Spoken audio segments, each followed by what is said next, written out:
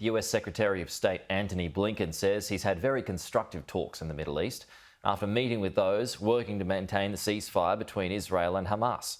Speaking during a news conference in Jerusalem, he added that leaders on both sides will need to make real improvements in the lives of people in Israel, Gaza and the West Bank. Alex Rossi is in Jerusalem and has the latest. The ceasefire is extremely shaky, and that really has been the focus of his trip here, to try and shore it up. But in terms of the kind of more meaningful things that he can do, he talked about the underlying causes of this conflict. There wasn't much talk about resurrecting the Oslo Accords, two-state solution, reigniting the peace process, all of the things that would get to the fundamental questions.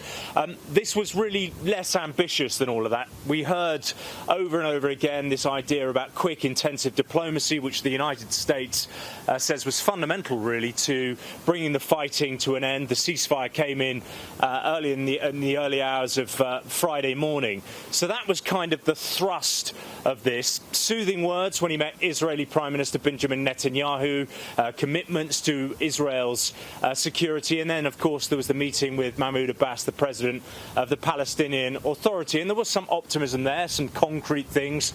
The reopening of the Consulate General in Jerusalem, which was shut when Donald Trump controversially moved the embassy from Tel Aviv to Jerusalem. The Consulate General was merged, so that's going to reopen, restarting diplomatic relations with the Palestinians. It's also the first time in 3 years that somebody at Secretary of State level has met the president of the Palestinian Authority, so that was another positive as well.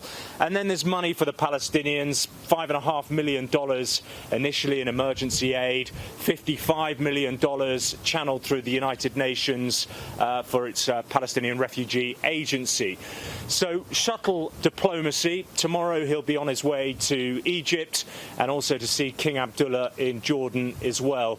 But I think fairly low-key, soothing words and some promises of money, but it doesn't really get at the fundamentals of all of this, the driving forces, the dynamics which led to the hostilities in the first place. Well, they are still there.